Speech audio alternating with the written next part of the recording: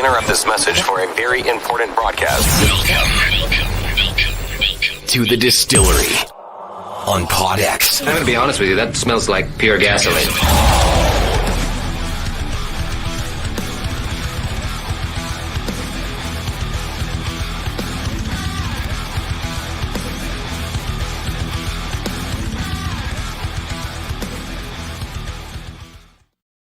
Oh yeah, happy Saturday, friends. How the hell are you doing? It's back, baby. The Distillery. This time it's episode 10. It's a landmark, if you will, for a show that has been coming along. It's been It's been fun, and I'm really happy to have a special guest for our number 10 episode, where we're going to be discussing a salad of different topics and life in general, and maybe just spewing out a little bit of rage that we've been holding on to.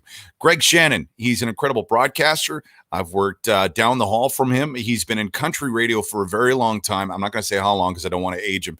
But also on top of that, he's an amazing MC. He's also great at brand management. There's a pile of other things. Ladies and gentlemen, Greg Shannon, thank you so much for joining the show. I appreciate it.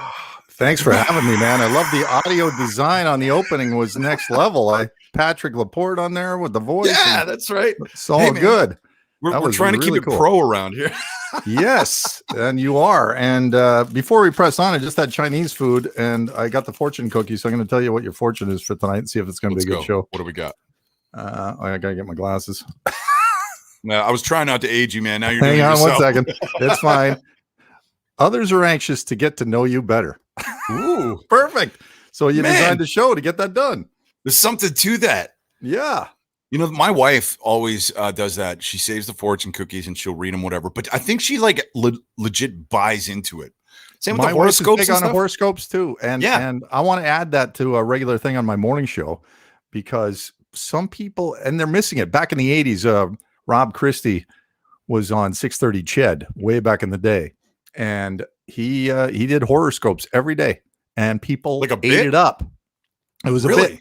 Yep. And I think it resonates with people because they want to know what the hell's going on in their lives. Whether it's true or not, it just gives them some beacon of hope, maybe. I think everybody wants to know what the hell's going on in their lives right now. I know I do. Well, how's it been? I mean, because the dynamic for you, obviously a fellow broadcaster and dealing with the COVID situation, the fact that we can't go out and do all these fun events that we used to, that kept our industry kind of vibrant and interesting, but also the missus and what she's dealing with at work. What can you tell us about what she's had to go through in the last little bit? Well, she was asked at the late summer if she would be a part of a select group that would be an online teacher. And so she thought about it, and she was teaching grade 1 at the time. And this is grade 4's French immersion. So she set up the little studio in the living room of our house and got the raised stand-up desk and the whole thing. And she's set to work making it work, and it's been trial and error, but she from all the compliments she gets from the parents and the Starbucks and Chapters gift cards, I think that it's going well. It's going well for all of us because of that. And yeah, it's just a totally different thing, and people come from all walks of life. A lot of students, you know, there's some have and have not students, and you gotta play to all the audiences, and you can't leave anybody behind, and that's what she's an expert at. And she never leaves the house. So cheaper for commuting costs. Her VW Beetle hasn't left the garage very much. I should just cancel the insurance on the thing. I don't know what we're doing. Just park it. Yeah, there's upsides and downsides to this pandemic for sure. Even for us radio guys, I mean, we're used to being out a lot. Yeah. And now it's been kind of like a respite, a mental respite. And I find it's given me a chance to catch my breath and actually get more creative. Because I think I was burned out, and I just didn't have it. Last year I got stage fright. I felt I was terrified for 9 months of the year. Last year when I opened the mic, I couldn't. It was just like, oh my God, this is going to go horribly wrong. I know it. And most times you're kind of neurotic anyway, though, Greg, aren't you? A little bit. Like, I'm just saying. What have you heard? What's going on? Secrets are out. All right. Yes, I've always been. Well, for example, when I listened to every single radio show I ever did, the full show on cassette after the show, every single day. I'm going to say for the better part of 10 years. I critiqued every syllable, every inflection, and it just used to make me rip my hair out. But I was a glutton for punishment, and then I did it. And I mean, I suppose it helped me improve over time, but it also defeated me half the time too. So, well, but you can do that yourself. I mean, anybody can do that to themselves. I mean, if Connor McDavid sat down and looked at his replays and whatever, he's probably the same kind of guy that's like, why the hell did I pass it there or some noise? You know, like people get better doing that going forward. It always goes through my mind that if you don't reach, you're never going to hit the grand slam. You're never going to get the big play and stuff. So I could play it safer and just I think I really had a great time in Calgary when I was on Calgary's classic rock, 1140 The Fox. And I just emulated old school guys that were just, and I just talked about the music that I didn't know shit about Deep Purple, nothing about Deep Purple or Mott the Hoople or any of the Hooples. And I just faked it, man. And I emulated and I go, damn it, these air checks sound so good. Oh yeah. It's when you're being yourself and you're putting yourself out there like you do all the time. Like I love your show with Zap. It's and it's authentic, and you read the room and you know what the pulse of the city is and what people are talking about or what they should be talking about, introducing new things to the audience. And I don't know. I think that's the hardest and most rewarding part of what we do is putting ourselves out there. I think the problem with the world right now, Greg, might be the fact that too many people are putting themselves out there. Look no further than social media, dude. Yeah. And here's the thing, and I wanted to touch on this with you because I know you probably experienced this as well, is when you're doing what we do, people can reach us in a million different ways, but just the regular everybody, I mean, just as you're floating through your Facebook, I don't know why everybody's deciding to engage anymore. There's nobody's going to win. Right. So I don't know why people continue to do this. And it's just getting worse as we go along. I'm a country music DJ. So, and I always think to myself, I go, why does my opinion matter more than the next guy? So I am able to avoid those pitfalls more than most, I guess. And I also curate my feed. And I like happy stuff and fun stuff and kitties and puppies and comedy.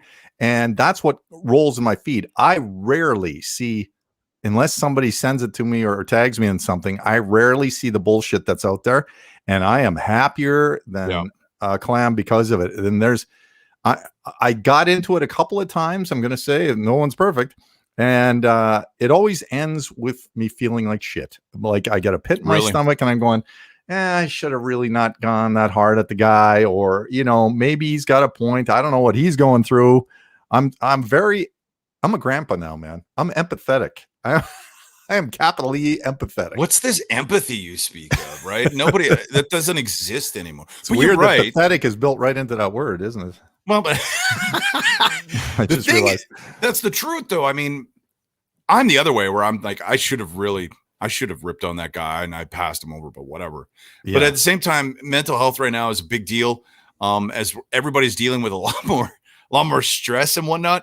I thrived for a long time because I was a home bug anyway. Yeah. But now I'm starting to go a little shack wacky, dude. I'm starting to get a little snaky. The weather's turned around. It feels nicer out. And I feel like I'm hoping things get back to normal so that people can, when's the last time you went to a pub and had a beer with somebody? Right? Like, it's a foreign thing now. Without thinking that it might be a crime against humanity. Like, frick. If the weather's not trying to murder us, it's the pandemic. Like, we're dodging bullets all over the place here. And I feel the same. I mean, I'm looking at, I just turned 54. I turn 55 next year. And of course, we're going to delay. I think 55 is kind of a cool landmark birthday. So I'm looking to go on some type of road trip to a concert somewhere. Yeah. And, Hall & Oates I saw are doing a reunion thing. Those guys are right up my alley. Hall & Oates, man, it's going to be awesome. And those guys are popping. I love that jam. Man, if you're ever feeling like shit, put on "You Make My Dreams Come True" video. That is the crazy that is the 80s encapsulated in 3 minutes, and I friggin' love it. For one, I just love it. Have you ever seen Live at Daryl's House? No, I know it's out there, but I've never seen it. It's acoustic. Oh my God. Yeah. No, it's not just acoustic. It's Greg, it's obviously Daryl Hall, and he's got like this barn that he renovated into his own floor studio. and it's a whole band. It's all electric instruments, but it's all produced, through good sound systems and all this sort of stuff. And he brings on these guests, and the guests each pick a Hall & Oates song to perform, right? And then they also play a lot of the guest stuff. If you get a chance, the Gavin DeGraw episode was incredible. I have such a high respect for that guy as a soul sort of pop. I might shut this show off right now and go, now I'm so curious. I got to see this show. I would. It's that also is a great relaxing sit back and just chill and have some fun watching some music. I miss music too, man. As a performer, even going to watch other bands or being a part of a show where there would be maybe 3 or 4 bands playing and you get that sort of camaraderie. That one really bothers me too. And you know what? It's hurt the scene so bad right now, Greg, where if you're not a big artist like a Metallica or a Taylor Swift or something like that, it's got to be kicking you in the pills every day that there's no shows going on, right? Oh my God. Yeah. The mental health aspect of it. That's why we put together this little project and we got a song recorded that we kind of had. My wife and I came up with the title, and then we workshopped it on the air, like a songwriting session a few times with Troy and Joni. So Troy Cokel and Joni Delorier co-wrote Pickup Truck for Shane Yellowbird. Really tongue-in-cheek, fun, super. You can never not smile when you listen to that song. It's a great classic. And Troy and Joni are so gifted, and they took the idea. They took none of our ideas from the on-airs. We were trying to set the story in Wahsetna, Alberta, and get something to rhyme with Wahsetna, and it just wasn't working out. So they went their own way. Whatever. Created this amazing song. Troy did the demo with Joni on backups, and it was killer. And I'm going, this is probably one of the coolest things I've ever been a part of in my entire career. And then I got thinking, we could probably go next level with this. So we sucked in Michelle Wright, Dwayne Steele, Aaron Goodvin, and Amber Marshall from the TV show Heartland, which is going for 14. I've never seen an episode, but this thing's worldwide. Even I've seen an episode, dude. It's really? In Dubai. It's everywhere.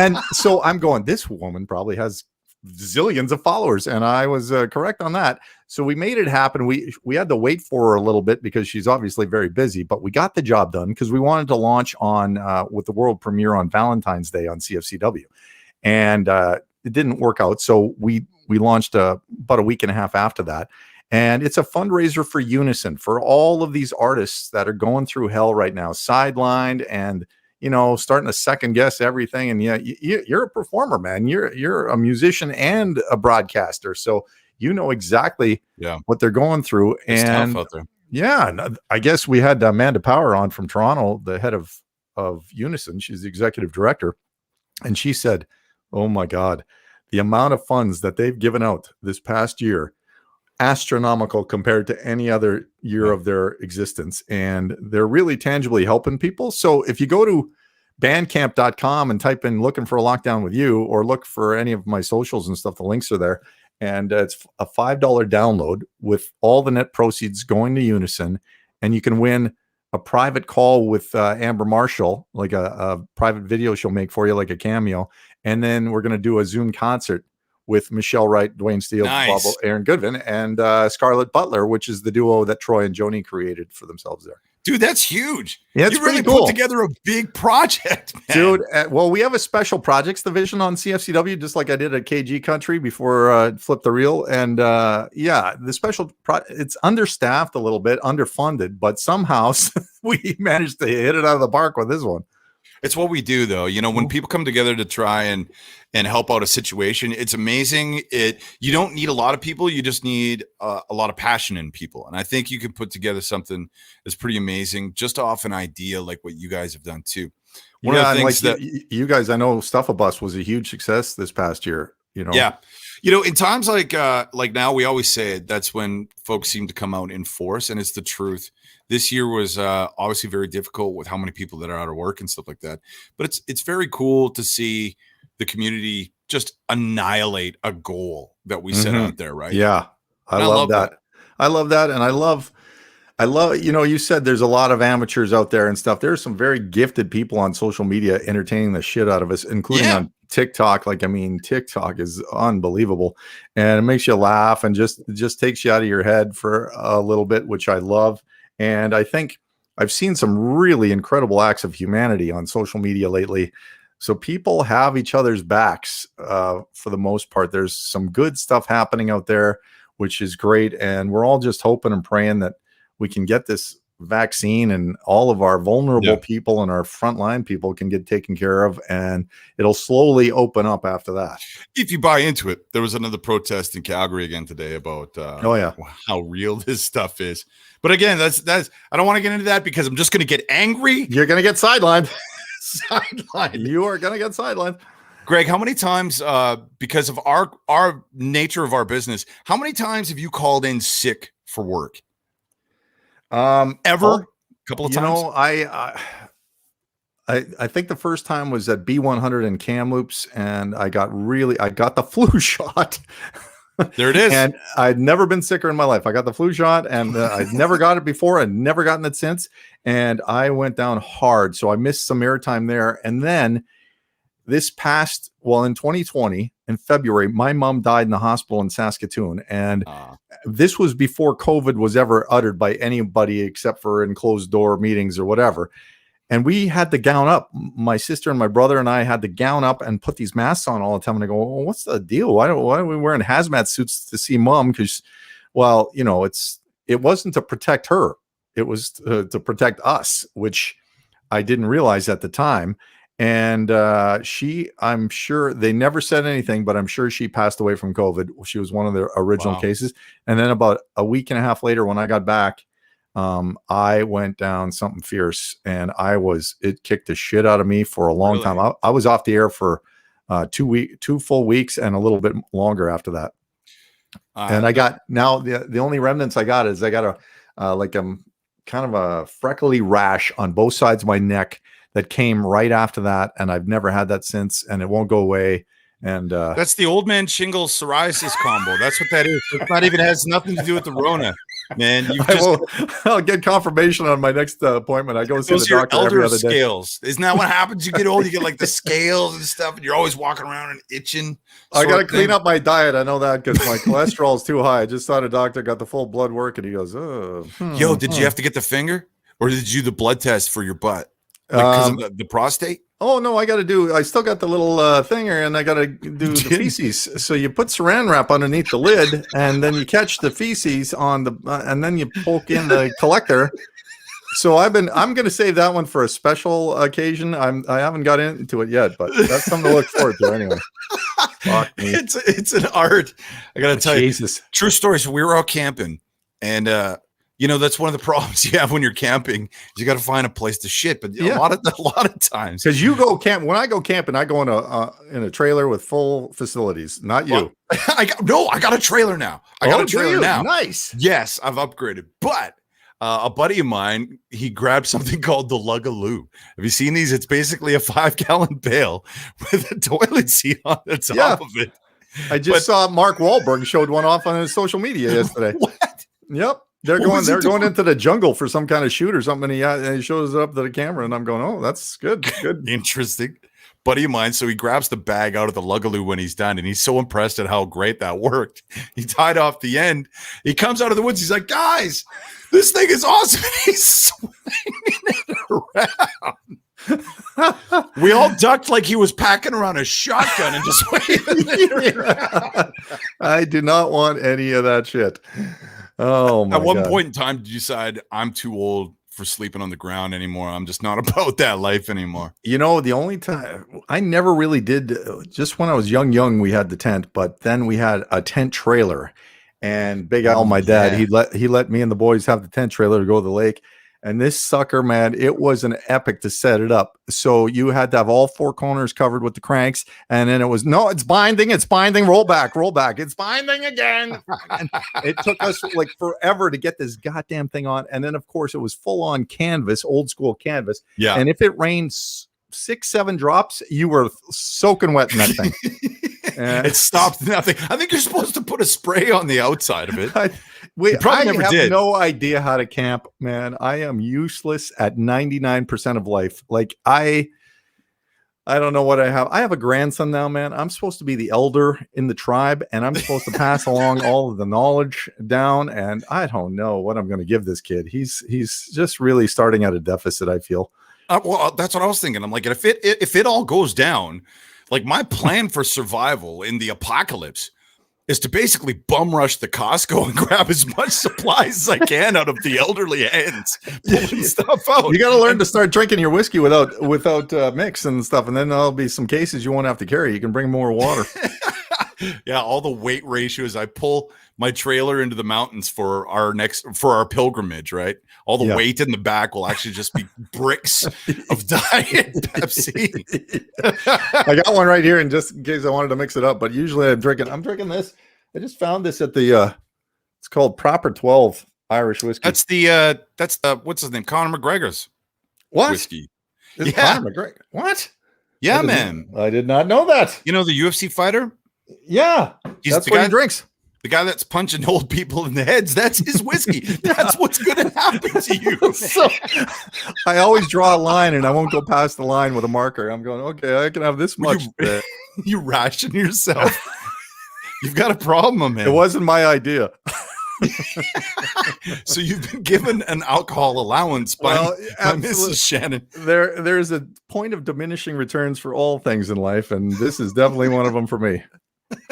It's probably for the best. Oh, man, I think I drank my share like a long time ago, and I just keep trying to slow up to go more and more. And yeah, not a lot of that stuff is tasting good anymore. I can't drink a lot of beer. Like I'll still have a Guinness or two once in a while, and once in a while I'll have like a summer beer, but my guts just go bananas now.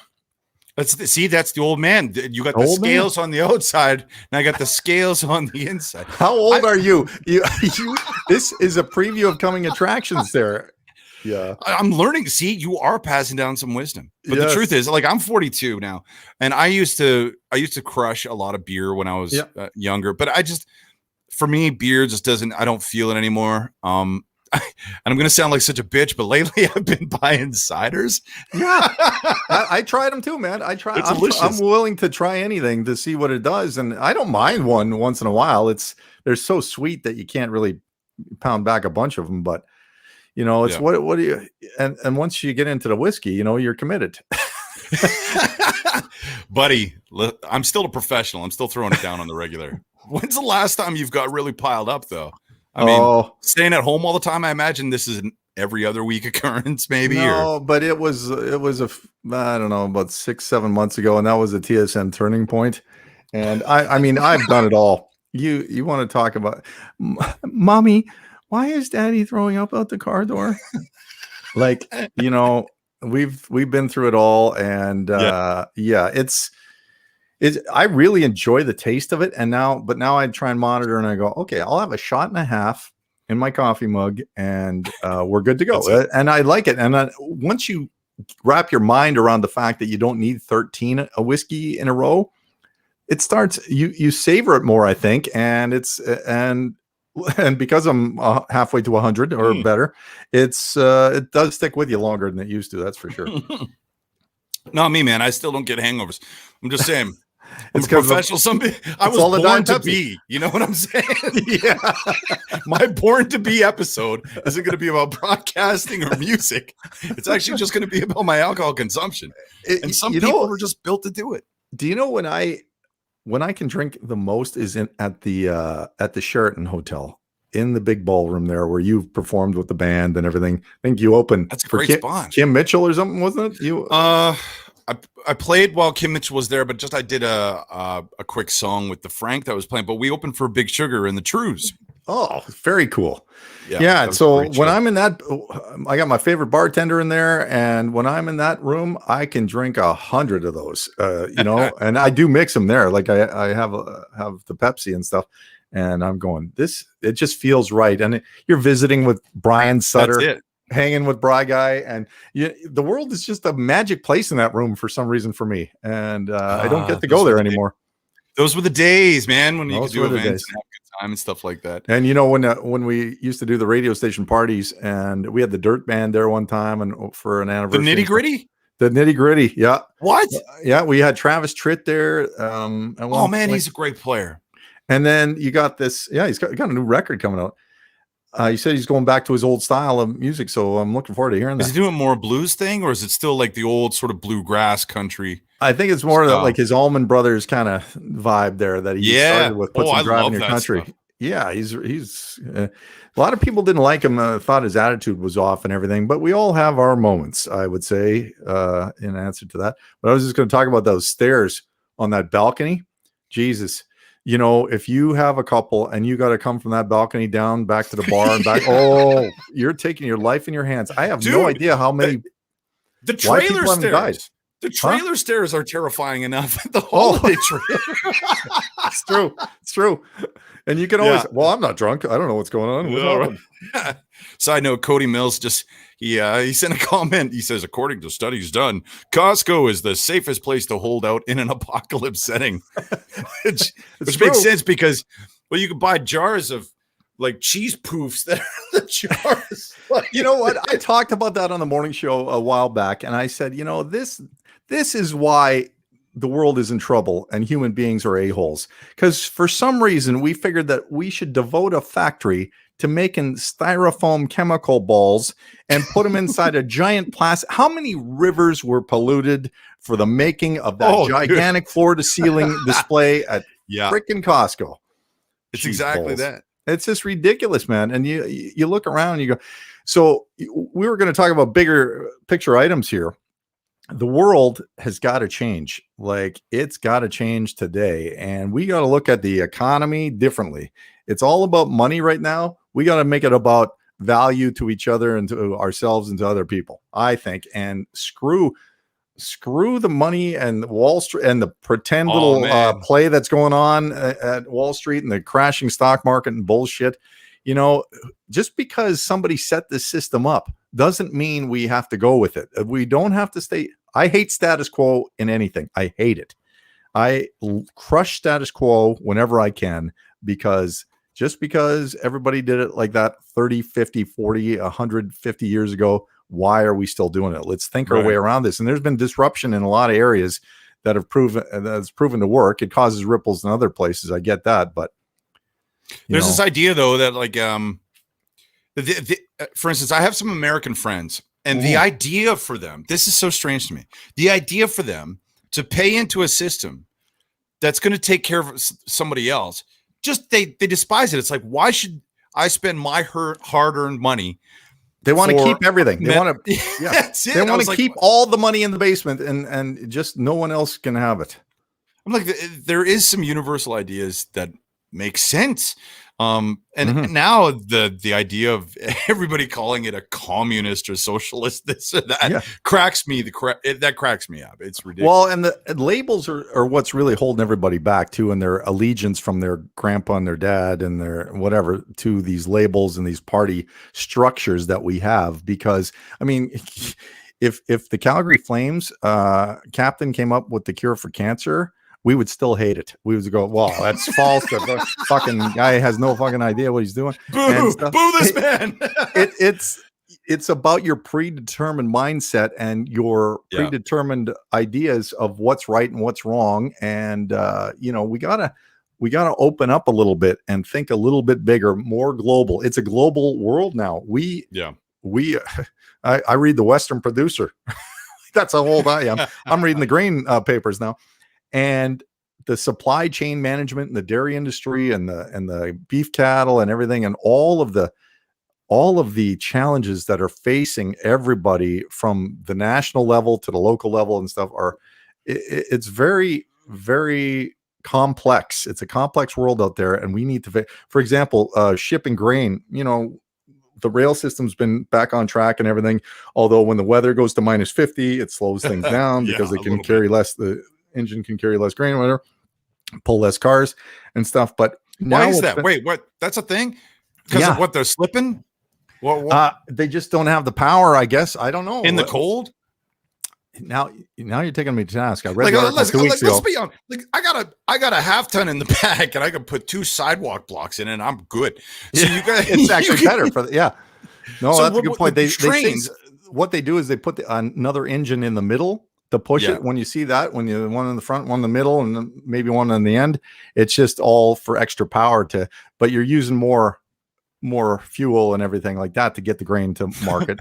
I did not know we would come above. Do you know anybody that's a train guy, by the way? No, you but my know these son people out there? said the other day, he goes, Dad, I just saw a scene. They're looking for guys to train as engineers. And so, like, my son could be a train guy.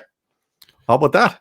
I meant like the crazy guys that build the tables for the models and stuff like that. Train. Oh, that's a psycho.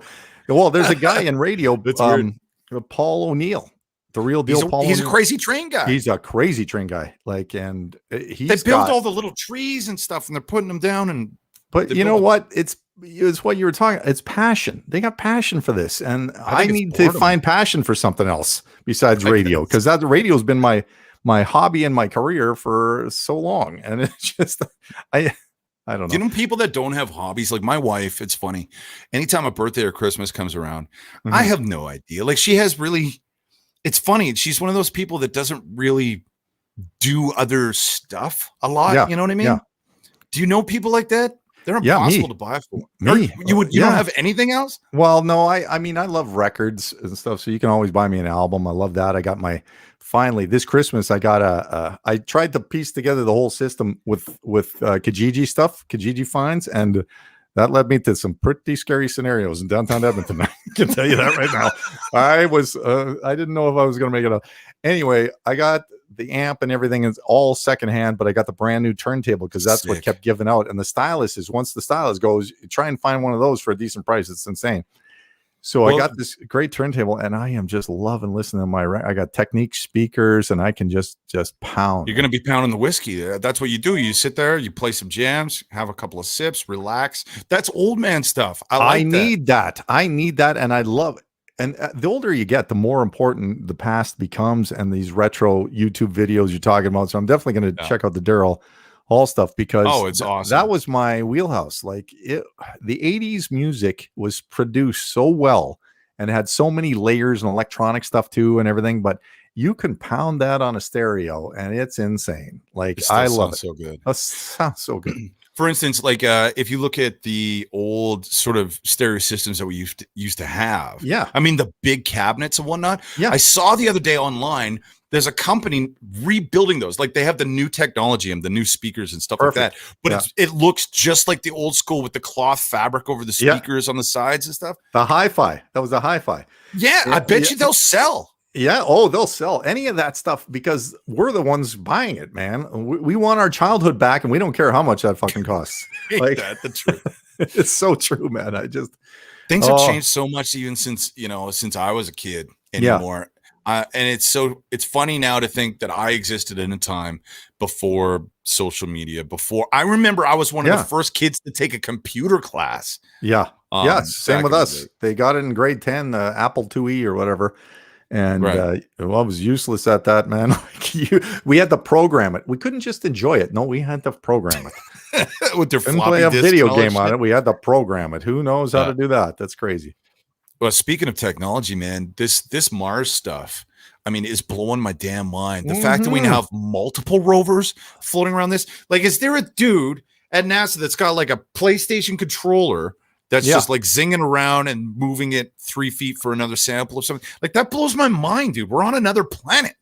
So my wife, we were talking to her about her teaching from home and stuff, and she shared the whole launch or the whole landing with the class, and they were chatting on the side, and I was standing behind her just watching the joy and the adulation that these kids were having, just freaking out about this. And it was very rudimentary images at the beginning, but now you look at this stuff and like, it's unbelievable. God, it's just like looking out your kitchen window, and this is what you're seeing. Somebody, my friend Sean Libben, I used to work with at CMT, he's very active on social media, and he said it was minus 47 on the surface there, which is like a very mild winter day in Alberta. So I think we can live there. I think we could, except for you got to stay 7 months to get there. And that's not happening, man. I couldn't be in that closed space for 7 minutes. I'm not doing it. Dude, we've been doing it for a year. Like, we're gonna be okay. We're going to get through this. Your control room's bigger than... It's fine. Like I can't be strapped into the I get claustrophobia. I couldn't do that. And the space station, I guess. Yeah. The Big Brother, like that, when I see that show and I imagine like the space pods and stuff like that, you're stuck with these people And I don't care how cordial you can be with someone. Eventually, there's one person that's going to drive you snaky, and I just don't think I could keep my cool. What person do you like that much? I mean, we all got our best buddies and stuff, and even that might turn south. And I don't want that to turn. I got the same buddies from grade 1, man. Like, I did not want to blow that by going to space. I don't need space. I'm good here, except for we got to wear gas masks in our own neighborhood now, but whatever. Oh, I know. Did you see that there's an 18-year-old girl? She's a genius, and she's just completed some sort of NASA program, and she wants to be sent to Mars as one of the first persons. I did see sent that. Out.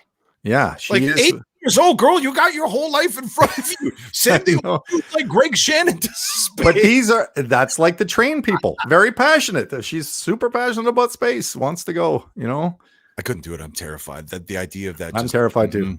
There's no way. Because it's got to go bad. I don't like water either, man. I can't be out in the middle of water when I can't see land. I don't even like fishing in a big lake. It's just too freaky.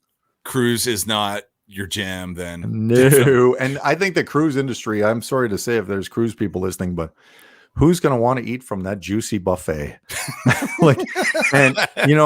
Flushing your toilets in the ocean and stuff. Are we done with that? What's happening? Like, I doubt it, man. What we've done with the oceans is so freaking disgusting at this point. I don't even know how we're going to fix this.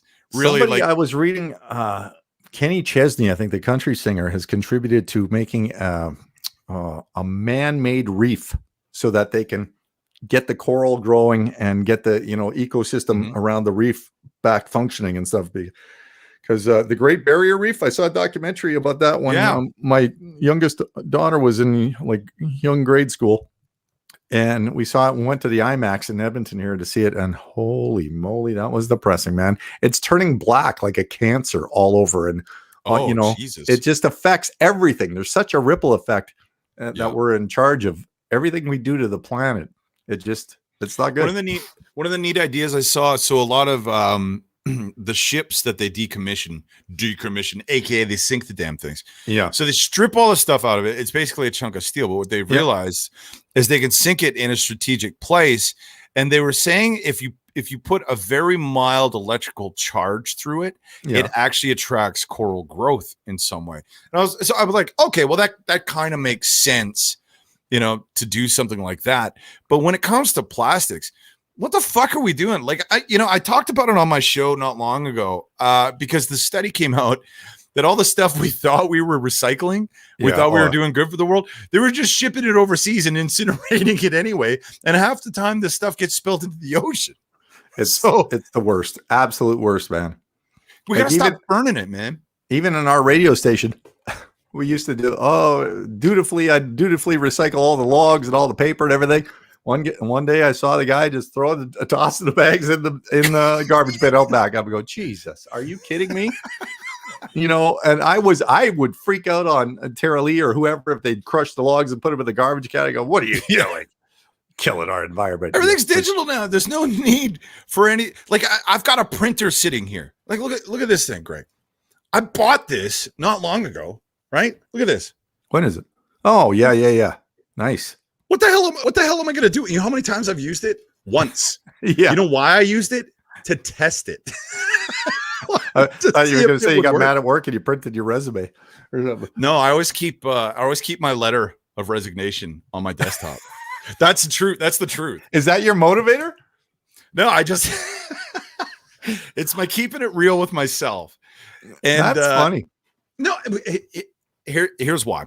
There was a time in my life where I was working in oil field and then getting into blue collar and doing welding and all this sort of thing. Right. And it got to the point where I was just so fucking miserable. Like I couldn't even get out of bed anymore to go do my shift. Yeah. That's a hard job though, dude. You chose a hard one. I loved what I was doing, but I just hated the over and over again repetitiveness. Yeah. Creative minds, right? Creative minds need a little bit more. But anyway, so I was doing sort of just internet broadcast shows with some friends of mine just for grins on a Friday night. We get hammered, play metal music and talk stupid stuff. And we used to prank call the Zed actually all the time. And so it came to a point where I had been laid off again. Yeah. And I was just tired of this, man. And it happened at that time. My grandmother had sent me an early inheritance of a large sum of money. Nice. So I'm looking at the check basically, and I'm talking to the wife about it. I'm like, what do I do? You know, she's like, well, go get your tickets. And I'm like, what if I go do something else and go try something completely different? Well, at the time, a friend of mine who's actually on afternoons at the Bear now, Toby, he decided he's going to go to an open house for a radio school in Saskatchewan. And I said, screw it. I'm laid off anyway. I'll go with you. That's our alma mater, baby. And there it is, you know, and we went through the whole thing, and we decided that's what we were going to do. So along came the journey of, number one, getting my wife's permission, and then two, moving away, doing this whole thing. But it can be done. It drives me nuts when people talk about how miserable they are in their work life. And I try to tell them the story is like, man, listen, it's not going to be easy, but you can change the whole damn thing. There was a time I couldn't make it for an 8 o'clock shift to go welding. Yeah. Now I'm getting paid absorbently less, like piles less money. Yes. But I'm getting up at 4 a.m. to go to work, and I love it, right? Yeah. So the difference is, that's why I keep that letter of resignation there. It's a reminder. If there's ever a day where you decide that this isn't for you anymore, never be afraid to just slip that on the boss's desk. Say, you know what?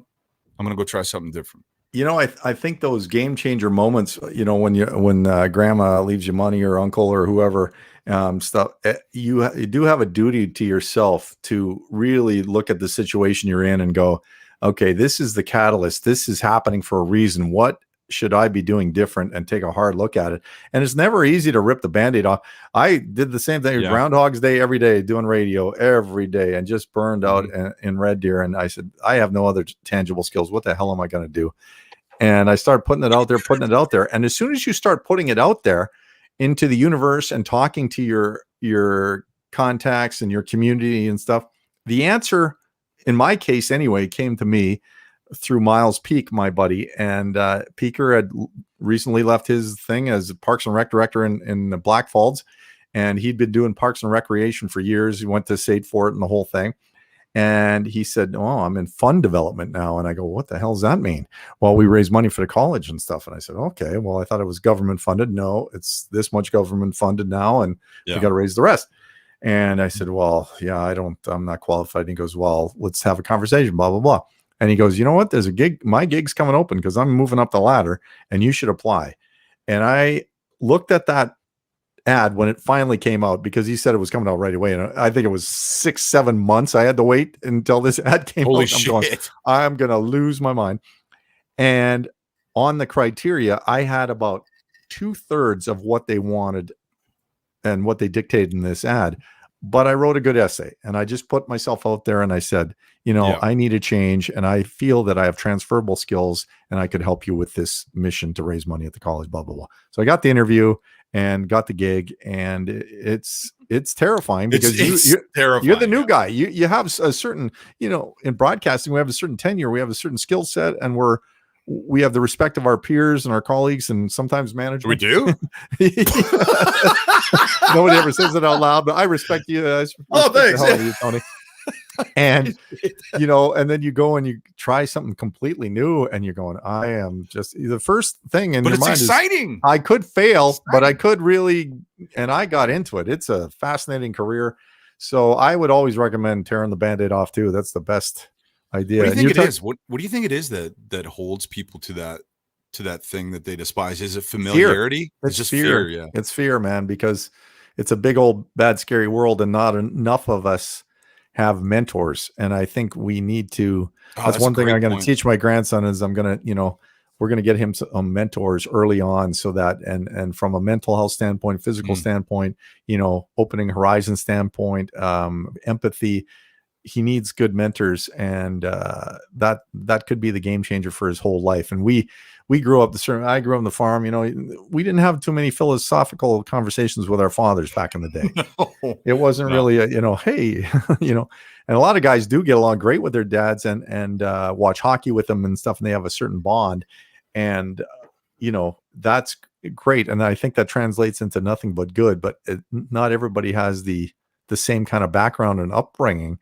So I think it's so important, and it's our duty to help and just get online and do some research and get passionate about things by watching and learning. I'm That's a how it lifelong started. learner. Yeah. That's how it starts, taking the first step, which is knowing what the crap you're even looking at. The other thing too, you touched on a couple of points there. The first is, I think we come from a generation where fathers weren't built other than to pass along general knowledge about things like tools, about bills.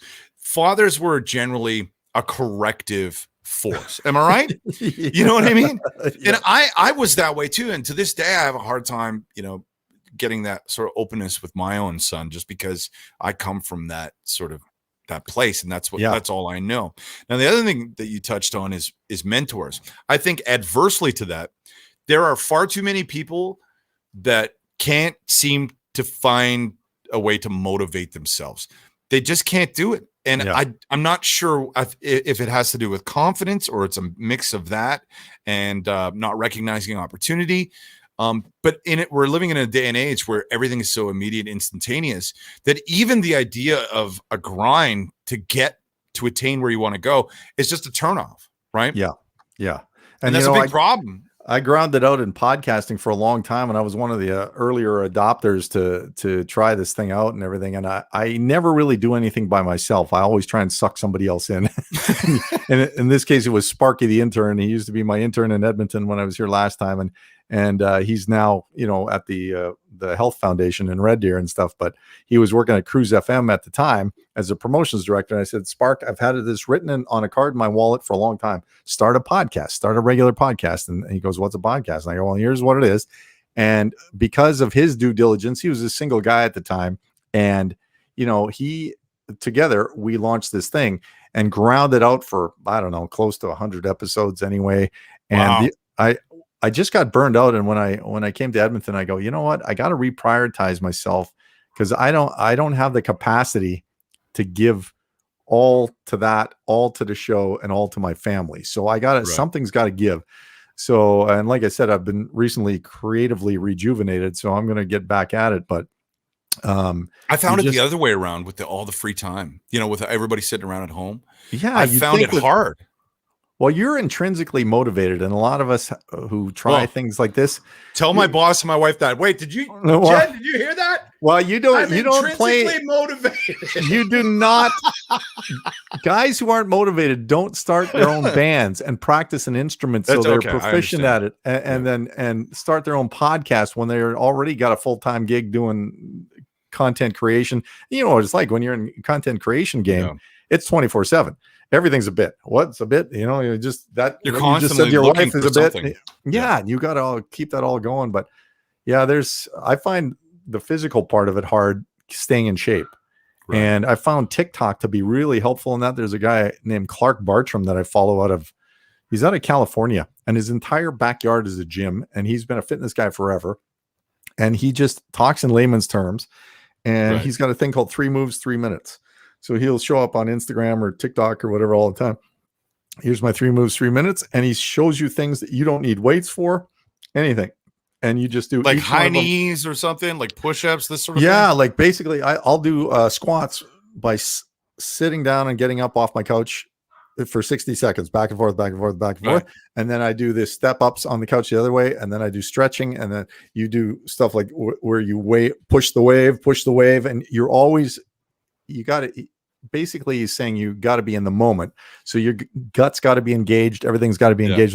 And I'm going, you know what? This is cool. And his voodoo is you never only do 3 minutes. You go, yeah, I did my 3 moves, 3 minutes, but I still feel like, no, I'm kind of in the zone. So then you keep going. So he basically dupes you into learning how to exercise again. Well, I mean, that's genius. Number one, I'm learning something about TikTok because I thought it was just underage girls dancing on this thing the whole time. Curation of the feed. This is why I'm not on it anymore, because originally I thought that's all it was. But apparently, yes, your algorithm, you have to It is. set up and on the thing. That's such an evil thing, but it can be beneficial. And, like there's heinous content out there all over the place, but there's also really cool stuff. And this thing is let's be honest, it's the bane of our existence. It's an extension. You try. I've often, thought about, let's do a, 30-day challenge where I put down my phone and I go, I can't do it. I'm not going to do the challenge. 30 minutes, dude. 30 minutes is hard. and your wife's talking to you and you're like this, and it's wrong. Man. You can feel it, and you feel like one of these days the shoe's going to drop and I'm going to get hit with her phone on the head on the temple when I'm not looking. For me it's the wife, and the cat has knocked the door open, but for me it's the wife. Trying to get her to bed and put the stupid phone down so we can go crash is impossible. I'm just reading an article, I'm just finishing this article, and it's so bright. Like, even when you turn down the brightness on these things, it's still like it's like a runway.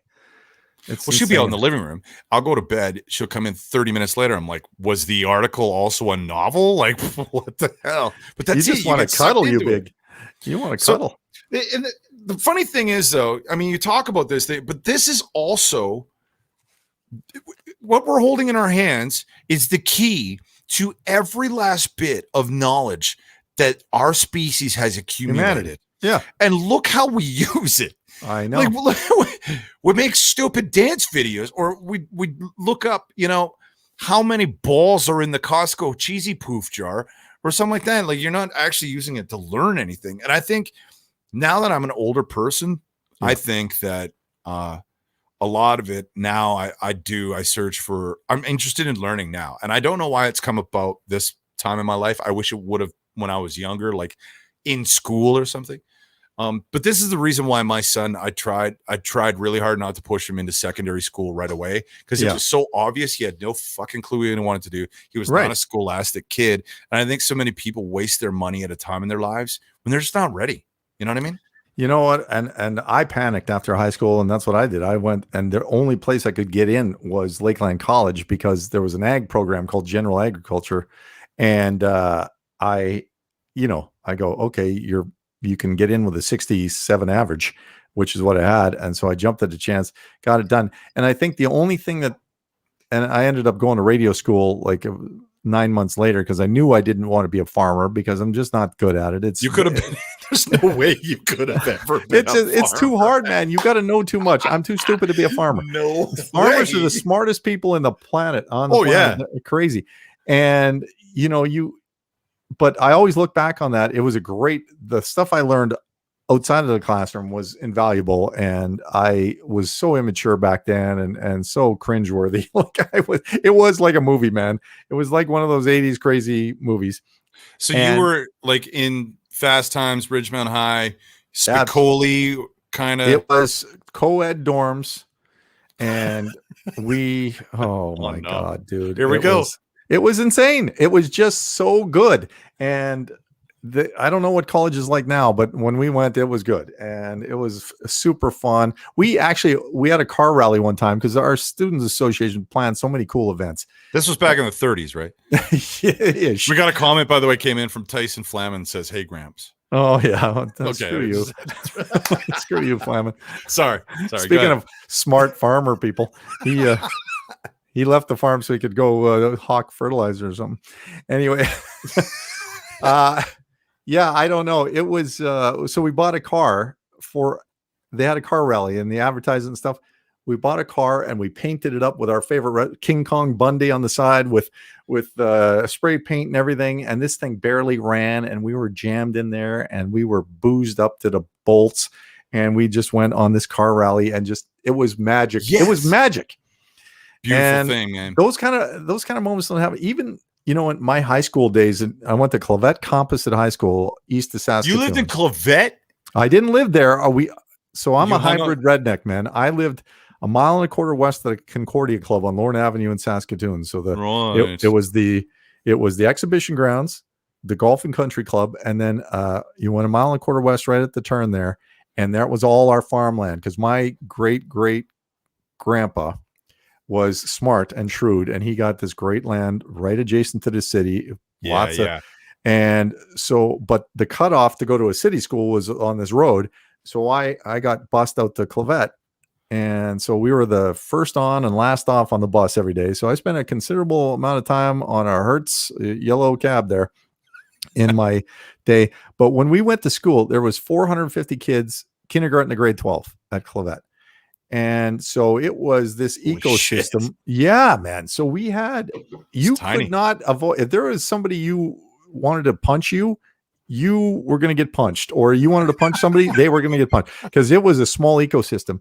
But we had sock hops in the afternoon on Fridays, and we had dances. What? And every Friday?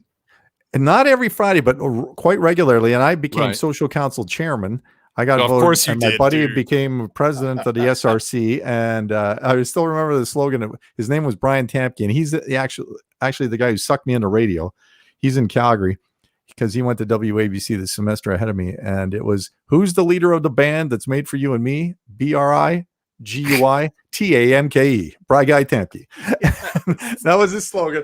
And when he got inaugurated, we dressed up in suits, all the boys, and we pretended we were Secret Service and had little earphones, and we escorted them up to the stage.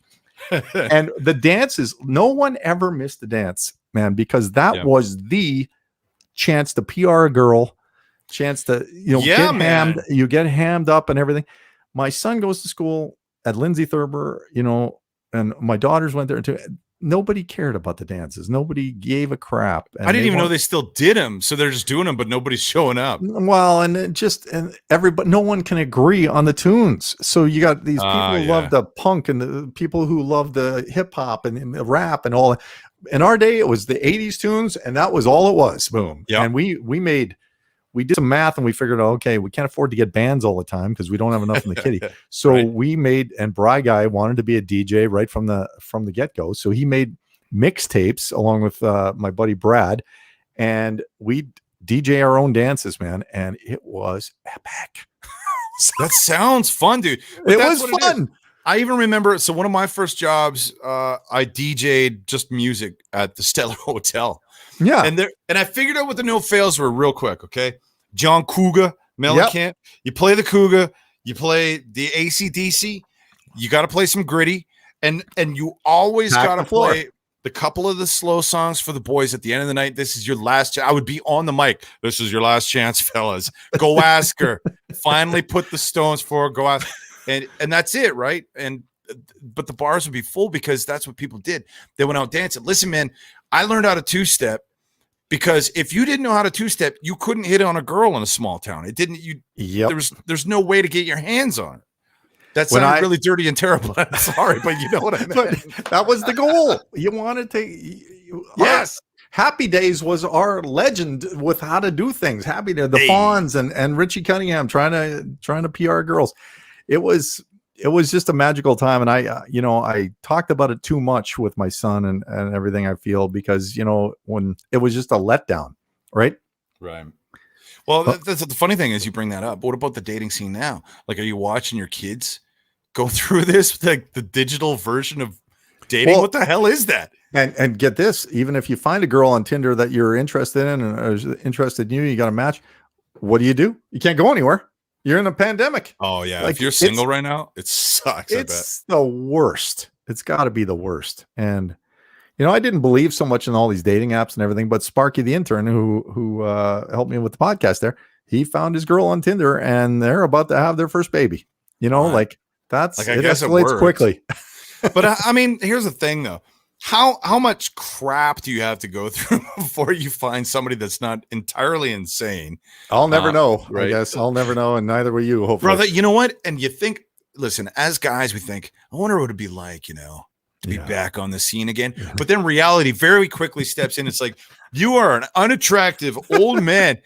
I'm a bald guy. I ain't got a lot of money. I would have no chance. No chance. Way. But we got we know how to treat a lady, and we know what we we got some gifts in other areas. That's why I picked up a guitar, man. A moneymaker is like, why do you think I got my mic like this? This is with showering and rubbing in the cream and the forehead wrinkles and for the big show. You have forehead wrinkle cream, dude? It's not. Is that a thing? No, I just have lotion because my nose always peels because of the alcohol. I guess I don't know what it is. I got a wrinkle here, Tony, on the side of my eye that is so deep you could lose a dime in there. I don't know what. It's just from you're just shredding cheese with that thing. It's just because I'm always happy. I guess I don't know what the hell. That's just a crack in the skull. It's manifesting itself later. I've been losing brain fluid since the 80s. Oh my god, just seeping out. Oh man. You know what? And that's the thing about getting old, though. You start to appreciate some things a little bit differently, right?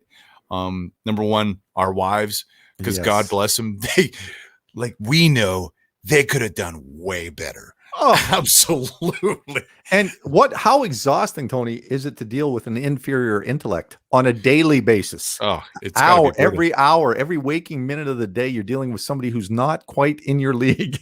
Is not quite as smart as you. Just completely manic. There's a lot of that's it.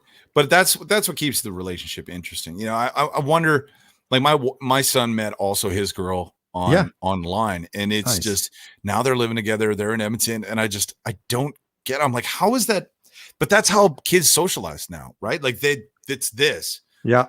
Speaking to each other. They're saying there's going to be a real, skill set shortage moving forward on how to talk to people properly because nobody looks in the eye. It's always on a phone. Yeah. Always Peaker Media says, by the way, not me. My wife is lucky to have me.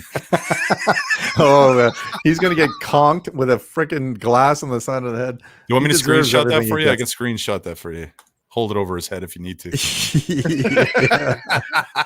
Oh, he creates his own misery. That one, that's for sure. Oh, geez.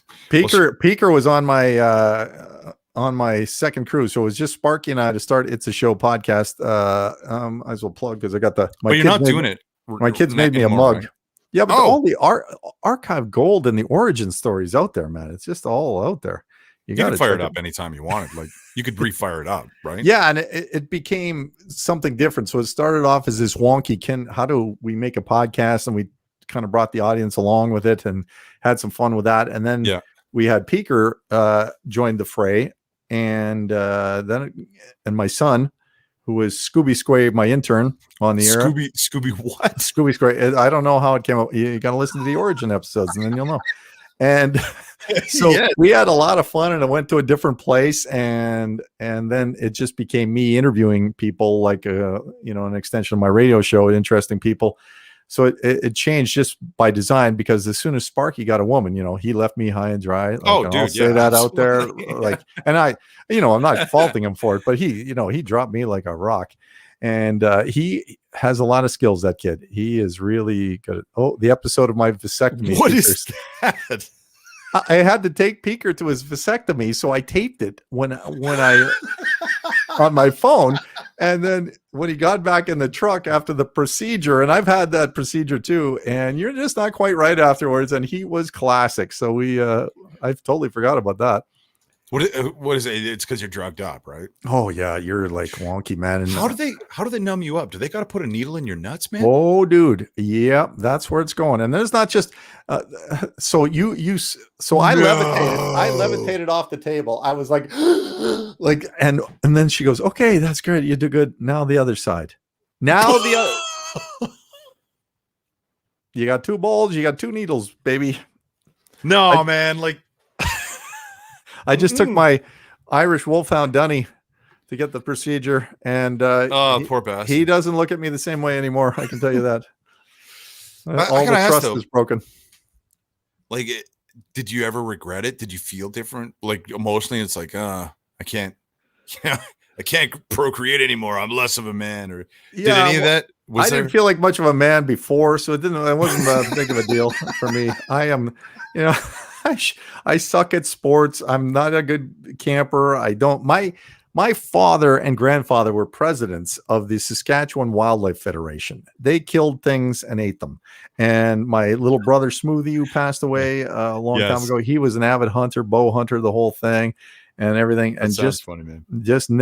I never had the knack for survival. Then there was you, survivals. Yeah. You imagine I wonder why my dad and I never had quality time, because there was a disconnect there. Well, he was born with a raccoon hat on. You know what I mean? Like, he's one of those guys. He's yeah, exactly. My wife just said, check your phone. Uh-oh. What is happening? Oh, yes. I need, what do I need at Walmart, Tone? I'm going to Walmart. Do you need anything? Just the cat treats.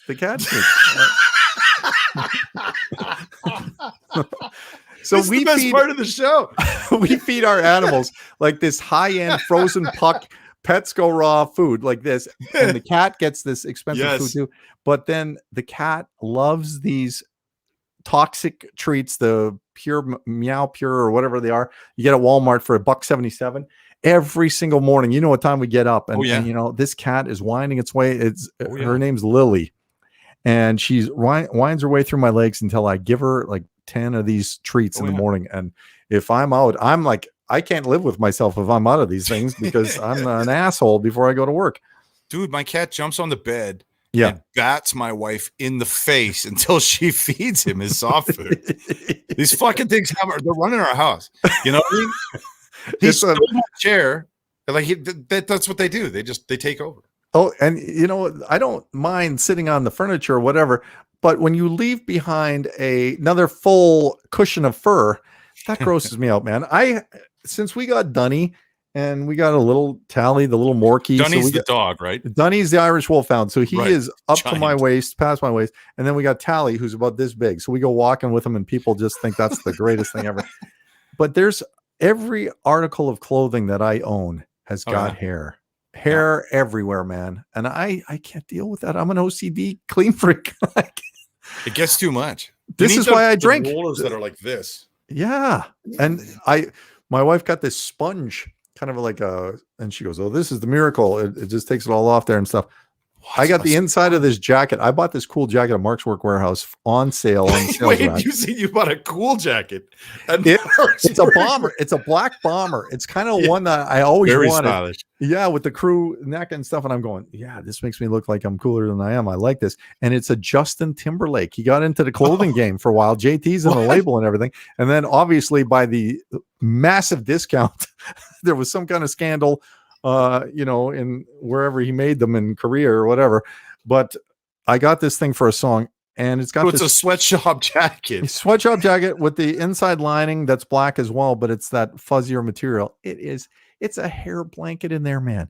And I get itchy even wearing this thing now. And I'm going, you know, I don't ask for much in life. I don't. I just want non-hairy clothing. That's all I want, man. It's the price you pay, though. They're your babies. And at the end of the day, you would probably fight, you know, countless amounts of other human beings for your animals. If I had to, I had to. And, you know, our husky shepherd, Jack, that preceded Dunny, he died in our backyard while my daughter was playing ball. He loved hockey ball, man. I had this orange hockey ball and I'd shoot it with the stick, and he's relentless. And she was just throwing it to him in the yard, and he just collapsed. And he was still alive. So we loaded him up into the truck, and I broke every speed law in Edmonton and St. Albert, getting him to the vet. He I could hear him expire in the back seat on the floor before we got there. But that's sad. Yeah, you know, that's what you got to do though. Like if you take on that responsibility of becoming a pet owner, you got to deal with what's next too, I guess. It's the truth, man. It's the reality we all have to face. Yep. The reality of having fuzzy Justin Timberlake Mark's Work Warehouse bomber jackets. Dude, I will put that on. If you force me, I'll put it on, and you'll see how fucking cool it is. So look at this. You have it here. I did a plug for the Kings and Queens. Oh yeah, already. Well, they're not the Kings and Queens now. I thought that was a big thing. Oh, that was a big thing, but they reversed the trajectory on that one because that was a dumb move. I think so too. I don't think it's a big deal. I mean, listen, man, we can't even have Mr. Potato Head toys anymore because the Mr. offends people. So now there's just potato heads. Like, and some of it I get, but some of it's like, what are we doing? You know, we're gonna offend people and stuff, but this is, you got to think about our generations too. And we go, well, we're kind of offended because anything that we've ever known was normal or true or in our realm of experience is no longer like. You want to talk about people who feel maligned too. I don't even know what to say, what to call anybody anymore because I don't want to be an a-hole to anyone. That's why the pandemic's been good because I don't have to interact with anybody. I can just stay in my house and that's it. Like, it's very confusing, and it's to the point now where nobody. It's like it's almost disheartening where I don't want to keep up anymore because. And the sad thing about that is once you reach that level, you're losing any of the education you could possibly get out of it going forward. But that's where I'm at. I'm just like, okay, the Aunt Jemima thing with the pancakes, I get that. That one made sense. The potato head, I don't get. But fuck, I don't care. Like, you can rant and rave on Facebook all you want. Right. It's not going to change it. It's not really affecting your life. And there's factions out there that are doing stuff and trolling companies and stuff for nefarious purposes that we aren't aware of and everything, just because it's part of the game they play. But I told you before we went on the air, I don't like offending people, because when I get offended or when somebody calls me an a-hole or something, it hurts me in the gut. Like I get, I don't like it. I grew up smacking people in the head and getting smacked. And we did a lot of fighting back in the day and everything. And there's a winner and there's a loser. Right. And, it doesn't feel good when you're the loser. I'll tell you that. And sometimes when you're the winner, it doesn't feel that good either. I know is cancel culture going to get me one day. So I just accept it and continue to live my life and know that I'm going to go down. As professional broadcasters, professional is in quotes, by the way, kids, the amount of words that we say. Pat Sajak, it happened to him on Wheel of Fortune the other day, right? I guess. Yeah, he stepped in it somehow. And I mean, when you are speaking that many words in your lifetime, you are definitely going to step in it. And probably, I'm going to say 99% of the time, not maliciously or intentionally. It's just going to happen. That is the truth, man. It's a weird world we live in right now. And I appreciate you coming on the show, Greg. It's been a pleasure to talk to you again. Honestly, I missed you. It was fun to have you in the hallways, and again with just the random banter that you would get in the coffee room and stuff like that. So it's great to see that you're doing well, and it's great that the wife and the kids are doing well also. And thanks so much for being on the show. You were a blast, dude. You come from way more hick than I thought.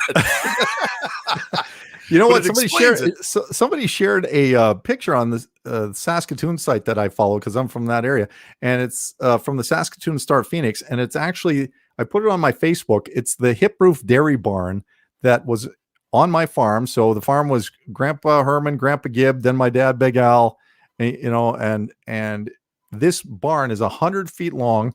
And they started the Furdale Curling Club in the bottom in the winter just to kill time. So they flooded. They took everything out. They flooded the thing. And the milk house was the lounge coffee bar. And my grandparents were socialites, man. They ran with the upper echelon crowd, because they always threw the party. My grandma was president of the IODE, the Imperial Order Daughters of the Empire. Whoa, man, does that sound official? It's very good. And so they ran all of the, when the Queen came to Saskatoon and, blah, blah, blah, they were front and center. They did all the flowers. They did. My sister got into the organization and everything.